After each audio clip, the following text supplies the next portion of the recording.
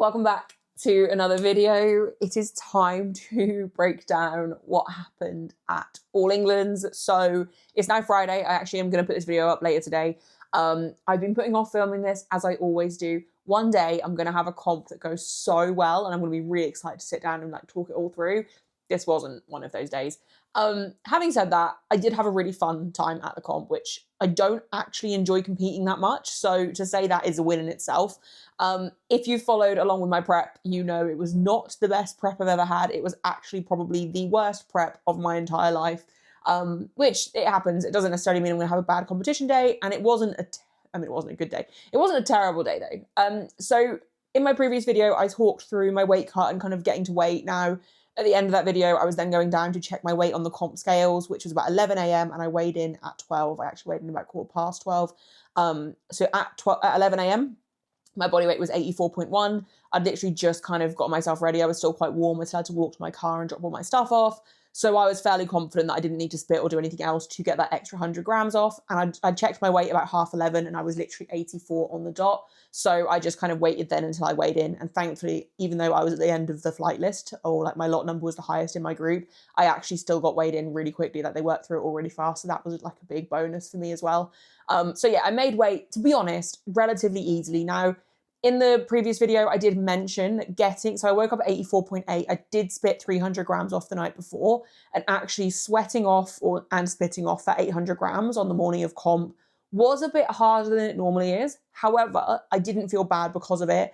And I think we absolutely got the recomp perfect. I checked my body weight with my singlet on about half an hour before I started warming up, and I was already back up with the singlet to 86.5, so probably about 86, which is around where I sit normally anyway. I'd actually been sitting lighter than that a lot of my prep, so we recomped really well. I had zero cramping throughout the entire day, and I didn't feel super, super strong, but I never do on comp day, and I think a big part of that is actually nerves. So essentially, I weighed in 83.9. I was kind of flickering to 84.0, but she wrote down 83.9 because it was only one decimal place, which, to be honest, I knew I was going to be the heaviest in the class anyway, so I didn't really care about the body weight advantage aspect because I knew I was never going to have it. That's not something I ever have. So it is what it is. But yeah, I weighed in 83.9 and then just kind of get focused on refeeding, rehydrating and everything. And I think we absolutely nailed that. And then I started warming up, and I never feel good on comp day. And I do, like I say, I think it's because of the nerves, and I have a lot of self-doubt creep in and stuff when I'm warming up on comp day. But this time I actually said to my coach, Lewis, I was like, I want you to pick everything today. We'd obviously come up with a rough plan of attempts and everything, but I basically said to him, I don't really want any input. I want to trust you fully, which anyone that knows me, that is unheard of, me saying that. And he actually smiled as I said it. And I was like, you would not expect me to say that, were you? And I'm really glad I did that because I think that's a big part of why I enjoyed the day. So we opened on squats. Warming up, squats felt decent. I often get some upper back cramp on comp day when it comes to squatting, which is really random. I literally never have it any other time. And I don't ever think it's a dehydration thing. It's just this really weird upper back cramp, and I don't get it anywhere else. It's just in that one spot. But I didn't have it this time, which actually helped me feel a lot more confident. So going in, warming up and everything felt fine, felt as good as I could ever expect to. Opened at 177.5, which is a pretty comfortable number for me now. I can rep that any given day, not a problem. And it didn't feel amazing, but my openers never feel amazing. Squats never feel amazing. And again, it's just a nerves thing. There's nothing in this world more primal than my love for you. If you meet somebody else that's a rival, that much is true. Yeah, I know you said, baby. So the 177.5 actually moved pretty well, considering, again, obviously nerves and everything. So I wasn't mad at that. I knew my coach was going to go straight to 190. I didn't say a word. I just looked at him, kind of shrugged and just walked off around the back. He put 190 in for my second. And when I did British in December, I hit 190 on my third and I missed it on my second. And I was just determined to not make that same mistake again. And what I found worked perfectly for me, which I already know this, and I don't know why I ever try and do anything different. Between attempts, I need to just talk and pretend I'm not about to lift something heavy. So basically made sure to do that and just kind of distract myself from the fact that I was competing and about to lift heavy. And I literally just lock in as I walk on the platform. And I hit 190 for my second. This is final, and I blame myself. All that's left of me now is an animal, and I cry for help. I wish my 190 wasn't super, super easy. It is technically only 5 kilos below my max. I have tripled it before, and I'm waiting for the day that I feel that strong again on one, like when I lift 190, but it wasn't that day. Walking off again, I looked at my coach and I was like, 5. I mean, I'm happy with 7.5 if you think 7.5, but probably 5. Again, knowing that it felt quite hard, but it always feels harder than it actually looks on comp day. So I was quite happy if he thought that 7.5 was truly there. I would have gone for it and I would have gone in and given it my all. But he just chucked 5 on because at this point, if I had any chance of winning, I had to essentially have the perfect day or near perfect day, considering the prep I'd had. My normal like top end strength, projected strength, I should be able to win with anyway, but this obviously wasn't a good prep for me and that was never going to happen. So we loaded 195 for my third.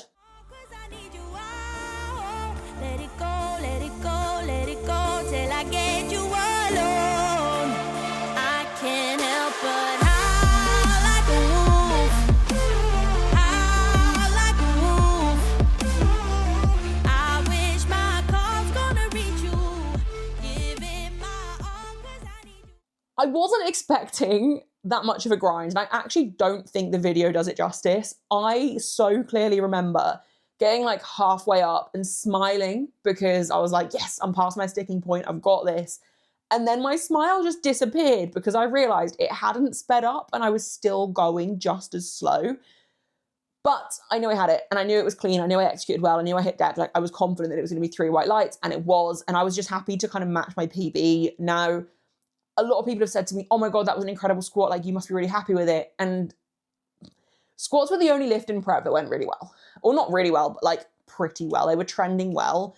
And although I am happy to match my PB, especially after like not being able to hit that at British back in December, it's still not where I think my squat is actually meant to be, which is a really bad way to look at it. But if I'm being completely honest about how I felt, like I wasn't proud of it. And I wasn't proud that it was that much of a grind either. I know I can grind through a squat, and to be honest, it felt good reminding myself of that because it has been a while since I've had to do that. But like in my head, I think I was a little bit like 195 shouldn't be that hard anymore, but it obviously was, and it's fine. It is what it is. I had, cut weight and stuff too. That's something to factor in. And actually what I'm really proud of is I really maintained position well. Like I was really proud of that.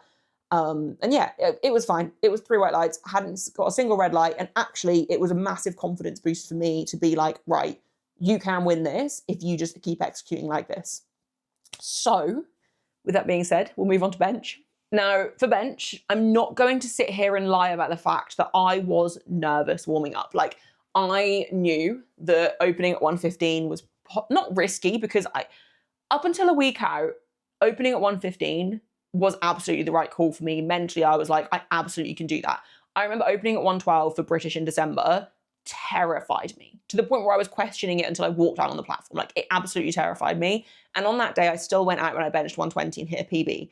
So I was reminding myself of how I felt then and the fact that warm-ups felt way better than they did at British in December. I had 0 cramping. I felt good. I knew my butt lift had been fixed. Like grip wasn't a problem because of my hyper-Vs now. So I was like, you can do 115. But anyone following my prep, you will know a week out, my last heavy bench just didn't really go to plan. So a week out, I hit 117 and I failed 120. And the 117 wasn't executed well either. Like there was barely a pause. It was just sloppy. But then all of my warm-ups felt sloppy. So in my head, I was like, it was just an off day. You're overthinking it. Like just, you'll be fine on the day. Like you always execute on comp day when it comes to bench, apart from British bench, but we won't think about that. But yeah, so I was a bit nervous because 115 is a scary opener. Anytime you increase your opener, it is scary. Like it just is. Even if it is the most sensible opener in the world, it is still scary. There is still part of you that is scared. But one thing that I kind of told myself throughout this entire competition was, if you can't hit your openers, you don't deserve to be here because I'm here to win. I need to just load up and get it done, essentially. And if I can't bench 115 today, then I should just go home, which is a very harsh way to look at it, but I was there to try and win. So I had to have that mentality. And actually, having that mentality helped me a lot throughout the entire day. And it made me way less nervous for openers than what I usually am. So anyway, we start warming up.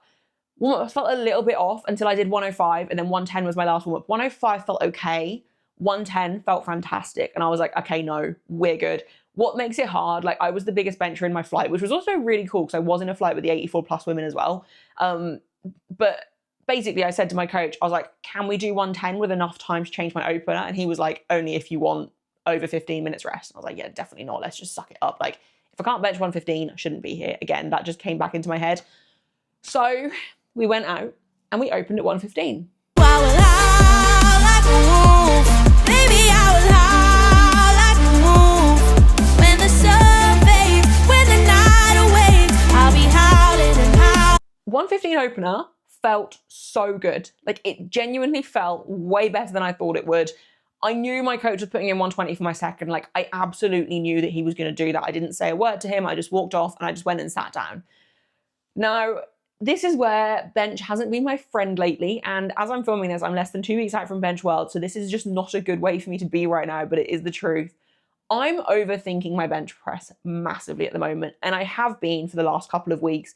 And that is because when I do heavy Larsen press, which if you watch my videos or you follow me on Instagram, you know that heavy Larsen press has been in my program since British Bench. When I do heavy Larsen press, I flare quite a lot. Like, I have quite a lot of internal rotation, and it's super strong for me on Larsen press. And it always has been, even when I did lighter rep work ages ago when I did loads of Larsen press.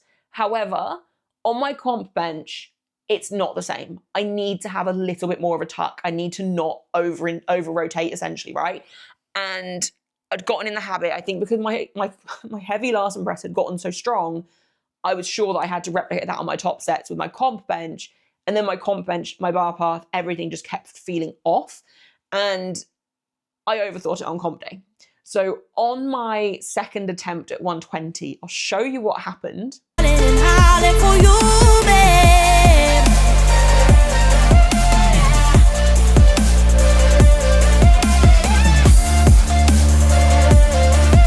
My coach and I think that on my opener, I essentially flared how I had been, and it was strong, it was quick. However, when I sat out the back before my second, I felt like my shoulders were really fatigued. And now there's a couple of factors of this. One, doing more flared bench work, like it's just going to put more pressure on my shoulders. But also, I do genuinely think I pushed myself too hard with bench in my peak, because the 2 blocks post British Bench, my bench went really, really well, that I kind of just tried to continue that into the peaking block. But the peaking block was a week longer than the 2 blocks prior.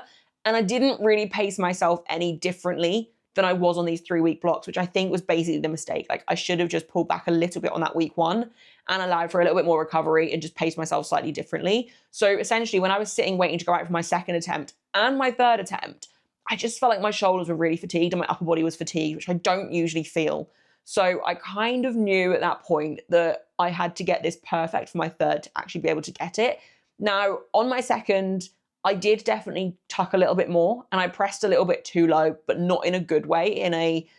I kind of sunk it a little bit in my chest. Like, it just wasn't executed well. So I did go into my third with confidence that if I just executed, I would get it right. But then I went out for my third.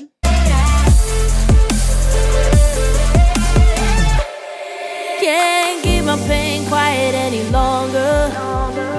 Gotta let it out. All you anyway. And quite clearly, it just was not there. Like, it just wasn't there that day, which it's frustrating because my 115, it wasn't like a super aggressive opener. Like, it genuinely felt like an opener. It felt really comfortable. Had I done that in training, I would have loaded at least 120. Like, it felt really good, but I just kind of died off. And I do think it is down to just doing too much flaring on my bench. Like, I just think I've fatigued myself by the time I get to that top set.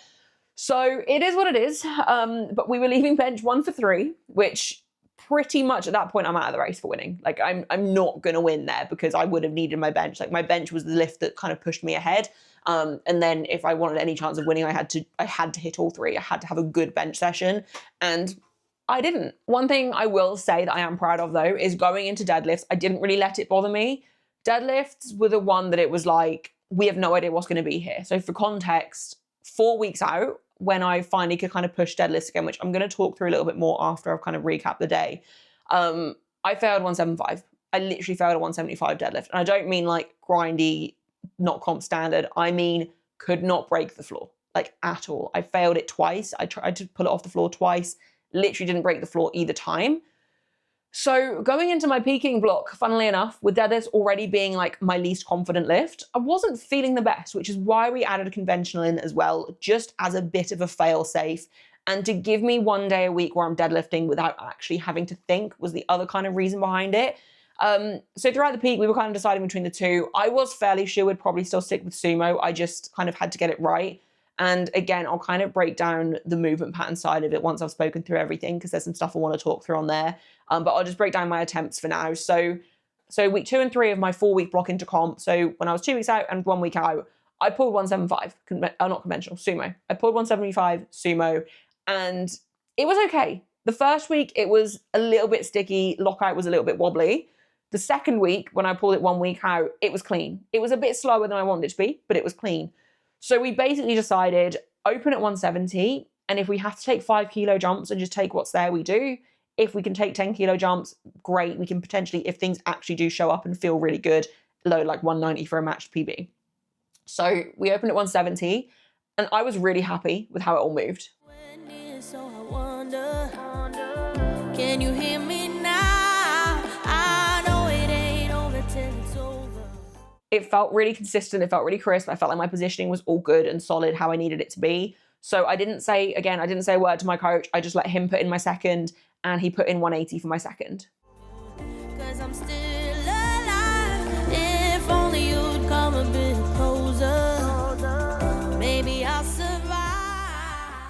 So 180 went. I was pretty happy. I mean, the video doesn't really express how it felt. When I watched the stream back, this was the only lift where I was actually like, what the hell? Because 180 in the moment felt slow, like really slow. Originally, my coach then put in 185 for my third, just as like, we'll just chuck 5 on and see what happens. But we both kind of knew there wasn't really likely to be anything else in the tank. So I basically said to him, I was like, do you know what? We've already lost. Like, should we just load 187 and maybe try and hit a small 2.5 total PB? Because at this point, my total was 490. My best ever total to date is still 495. So I was like, let's just chuck 2.5 on and just see if we can chip away at a slight total PB. I wish my call's gonna reach you. Give it my all, 'cause I need you out. As you can see, 187 did not break the floor. Like, it just wasn't there that day, and I wasn't surprised. And when I say that, I still went out with full effort. Like, I still went out and tried, gave it everything I had. I hadn't written myself off at that point, but I wasn't surprised it didn't move, and I wasn't upset it didn't move, which left me with a 490 total on a 6 for 9 day. And am I happy with that? Obviously not. Like, obviously not. Like, my total should not still be in the 490s. But I will say, terrible prep, 6 for 9 day. I still came away with 490. I still came second. Like, it is what it is. But now we have to get to work, because I am done with being in the 490s. And I'm not just saying this, like, I know I'm capable of a way higher total. Like, my coach and I had a really good chat. To be fair, we spoke about it all throughout the day, what we think I'm kind of missing and what I need. And I'm going to go that through in a sec, kind of why things weren't maybe as strong as they could have been / we wanted them to be. A big part of that essentially being that I was injured, which I think this is the first time I'm really actually saying that. Something I haven't addressed, and I haven't really spoken about / I didn't give myself any grace for, is that I went into this competition injured. And I don't say that lightly, and I didn't purposefully not say it to like not make excuses, and I'm not using it as an excuse now, but basically a few days out from All England, I put a question box up on Instagram, and one of the questions that was asked to me that I haven't answered yet because I wanted to wait until comp was done was, how is your hamstring injury? And it wasn't until I read that in someone else's words that it kind of sunk in that I was injured throughout this time. I saw a physio 10 weeks out from comp. So British Bench was 10 weeks out from All England. And my whole prep for British Bench, my hamstring issue was just getting progressively worse and worse and worse. And it got to a point where I literally couldn't walk. So Zuko, our dog, he needs a lot of walks. I am the one that walks in mostly because I'm home most of the time. I have the most flexible schedule. It got to the point where I literally couldn't walk him for more than 20 minutes. So I had to push all of the walks onto my boyfriend. And when I did walk him, because obviously sometimes I had to be the one to walk him, within 5 minutes of me walking, my knee would be in agony because of the fact that my hamstring issue was so painful that I was just walking really weirdly to compensate for it. I was limping around, And I was in constant pain. Like even, it started way before that. Like this hamstring pain has literally been here so we moved into this house just over 2 years ago. It was 2 years ago this week. I would say about a month after, I used to do this route of walking. I don't do it anymore. I haven't done this since we got Zuko, to be fair, which involved a really steep hill. And I remember about a month, 6 weeks after we moved in, anytime I walked up this hill, my left hamstring would just be really uncomfortable for like the rest of the day. And over time, that just kind of got worse and worse. And then any time with training I did an RDL or a conventional pull, because I was a conventional deadlifter at the time, I got this weird pain that would shift also into my hip. And if I sat down after training, like, because a lot of the time I would do my deadlifts, then get in the car, drive 10 minutes and go to the gym. When I got out the other end, my leg had seized up and my whole hamstring was in pain and I couldn't walk properly. That was nearly 2 years ago. And when I started coaching with Lewis, I hired Lewis back in, I think, September, October time last year. He gave me RDLs after conventional, which is fine, because I think originally I was doing stiff leg anyway, and I'd only been doing them a little bit of time, but my RDLs and my stiff legs are so weak that it was like low-hanging fruit. But any time I did conventional deadlifts and RDLs, and I think having them on the same day together, and then sitting in the car and driving to the gym, it did then kind of push the issue to become worse. Obviously, as soon as we noticed that, we pulled things back. But basically, I remember over Christmas sitting in the car for more than 10, 15 minutes, driving to my family's house. I would be in agony, like really uncomfortable, almost like restless legs. I literally couldn't sit still because I was in so much pain. And I just kept training through it the whole time. Like, obviously, when there were certain things we could change, like my hamstring curls, I started doing like a super, super light, just tempo both ways to try and relieve some of the pain, which didn't make it worse, didn't make it better, just kind of is what it was, like was what it was. We basically, the prep for British Bench, because I had to do so many steps to lose weight for it, that then made it even worse. And it got to a point where I couldn't ignore it anymore. But really, I should have dealt with that a long time ago. But I am someone that likes to just grit their teeth and get on with things. When I was self-coaching before, I would just adapt the program in ways that allowed certain areas to rest if it felt like something was going to get hurt. I know my body at this point well enough to adapt things. Obviously, I have the knowledge as a coach to adapt things. But this hamstring issue just kept getting worse. And about 10 weeks out, as soon as, basically the day after British Bench, the day before British Bench, I had a consultation call with a physio. The day after British Bench, I had my first session, and actually only session so far, with a physio, where we found some movements to help relieve the pain. Now, that first 3 weeks of me doing these physio movements absolutely religiously, we pulled squats and deadlifts back massively, and we stripped out all lower body accessories. Literally all of them. The only accessory movements I had for my lower body were the movements this physio's prescribed.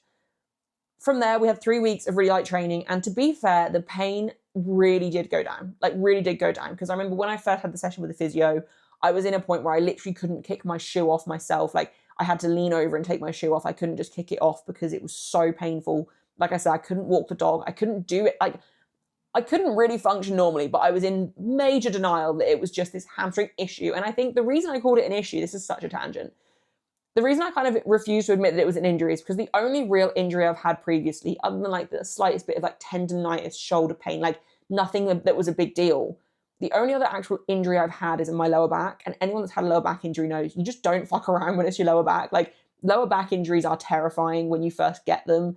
Obviously, again, with experience and time, I've realized that if I do ever have flare-ups, which I haven't had in such a long time now anyway, you kind of learn to navigate it and it's fine. But I feel like a hamstring issue isn't quite the same level of terrifying. Apart from, I will say, it did get to a point not long before British Bench, probably a block out, where whenever I was leaning over to set up for sumo, I did feel like there was a chance something was just going to kind of tear. But again, ignorance is bliss, ignored it, was fine. But yeah, no, so had this physio session, and over that first 3 weeks, which was super submax on squats and deadlifts, it got better. Not fixed, but I wasn't painful. Like, I wasn't in pain constantly anymore. It was after an SBD day, I would feel it for the next couple of days, but I could go on longer walks. I slowly built my walking back up to like 40 minutes at a time and whatever else. And like, I was kind of functioning a bit more normal. But then I'm 7 weeks out at the end of that 3 weeks.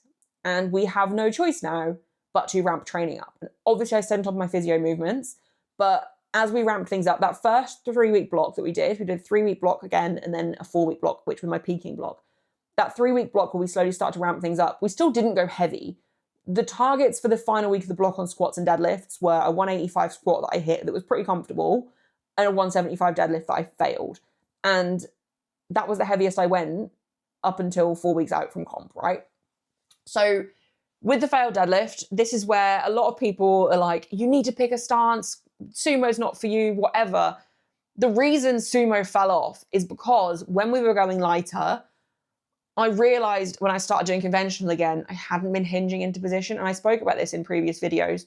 I had been guarding my hamstring issue so much that I'd been avoiding hinging, and I just started completely squatting into my sumo and wedging, and I was over wedging, squatting too low, and I had no force production, no power. It was just a mess. Anything above like 160 was just really difficult. Whereas when I then realized that, and I started properly hinging and forcing myself to go through that bit of discomfort in my hamstring and actually hinge into position, things felt better and I felt stronger. Obviously that caused a bit more irritation again. And throughout my peaking block, the pain did start to kind of get more and more, especially with obviously pushing squats at the same time. And I kept going with the physio movements. I'm still going with the physio movements now, which I'll go on to in a sec. But basically, guys, I've given myself no grace throughout this whole period for the fact that I was literally injured. I think because I wasn't in constant pain in everyday life, I just kind of was like, oh, you're fixed, you're fine. Even though I was still doing the physio movements. But also, I had no leg accessories in my program. Like, I still currently don't. My squat tanks as soon as we take out like a leg press. Like, genuinely, I need something. All of my lifts, I need to push myself, and I need that heavier exposure of different things throughout the week. And by not having anything like that in the program, I think where I'm okay with the 490 total is because it truly is a baseline, like full on base of where my strength is, because this was the most minimal programming we've ever had. And I've still managed to do a 490 total. And now that hopefully we can find a way to add in these other movements and keep the pain minimal / get rid of the pain, we can build onto the total that I actually know I'm capable of. But I wanted to talk through this, not to be like, oh, I was injured, that's why I had a bad day, but because genuinely I gave myself zero grace, literally none, for the fact that I was in so much pain. And when I say I was in so much pain, like, I have a high pain threshold. That's why I ignored it for so long. I was in so much pain. Like, I literally couldn't walk the dog. For more than, I would still go and walk 20 minutes, but I was in agony. And then when I got home, I was just in pain. I was taking ibuprofen loads, which I don't usually take anything like that unless I absolutely need to. And yeah, basically just wanted to kind of talk that through and kind of get that off my chest a little bit as well. But I think it's quite nice to know that my absolute baseline is still 490, but also my baseline should be higher than that now. So that's kind of the next thing. But this leads us into what is next. So currently I am less than 2 weeks out from Bench Worlds. So that is actually next. But body weight wise, my nutrition coach was handling someone in my flight. And obviously have my powerlifting coach there as well on comp day. And I actually spoke to them both separately. And we are all in agreement that I said at the start of the year, I want to sit in the class for a while. If I find I feel really weak sitting in the class, fine, I'll happily gain the weight back. That's not a problem. I know how to acute cut. I can do it if I have to, just don't particularly want to. So my nutrition coach basically, we had a conversation. I was like, look, I've got 2.5 weeks till Bench Worlds. I'm not going to lose that much strength if we go into another fairly harsh deficit and just get me as close as we can. Potentially not even have to acute cut for Bench Worlds, which I will say, yesterday, 2 weeks out, my body weight was already 84.9, which is actually hilarious considering my morning of comp was only less than that because I spat 300 grams out the night before. We've only currently got me in like a 200 calorie deficit, roughly, maybe like 400. I was on 2,200 to 2,400. I'm now on 2,000 to 2,200. So it's only a very small amount less than what I was on before. And my weight is falling off this week. So very happy with that. Part of that will also be because this week I'm not squatting and deadlifting.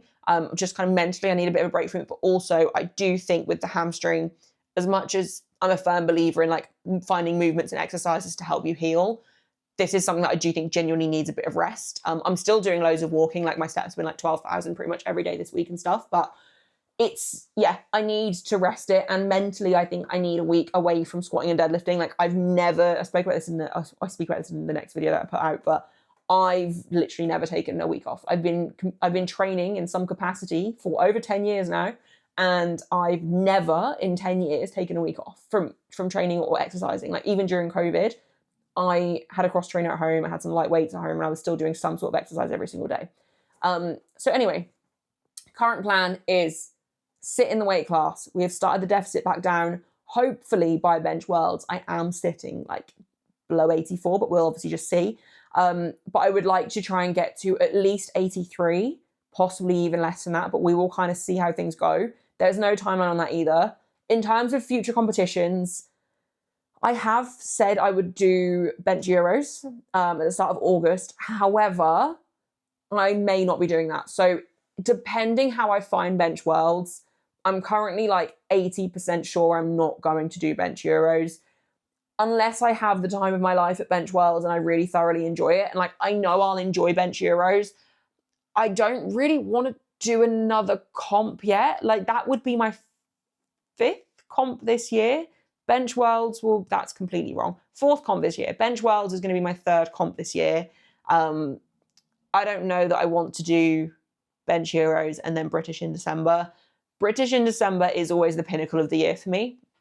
So that is like the main focal point now. And I like, my coach has come up with ideas as well, but like, I know kind of what I need to get there, and that's kind of the plan. But I think the biggest thing right now is also fixing my hamstring, like actually fixing my hamstring, getting it to a point where I don't even have to really think about it anymore. And it's not something that's kind of on my mind. Like even this week when I'm doing these longer walks and stuff with Zuko, our dog, I'm aware of it. It's still a problem. So I'm hoping that we can kind of get that completely sorted over the next couple of blocks. But the site is British. British is the goal.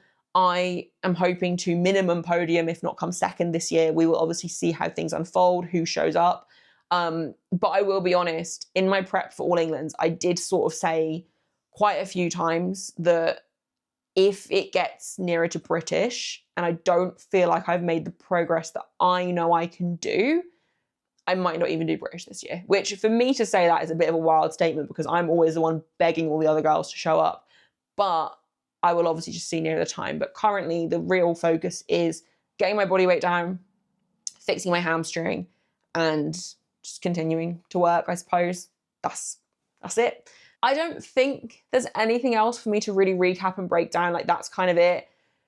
It is what it is. It felt nice unpacking the injury side of it. Hopefully all of that ramble kind of made sense, just because I really, like, I can't express how horrible I was to myself over the fact that I wasn't strong in training, even though we had to accommodate for so much and take so much out. Of course, I didn't feel super strong, but it's nice that I can I'm glad I had that realization before the comp started as well, because it made me way more calm on comp day and less pressure on myself. And it's just made me feel a lot more fresh kind of going into this next phase of training. So yeah, this week is literally just 3 kind of light bench sessions. Next week we'll be ramping up a little bit with bench, but super light squats and deadlifts.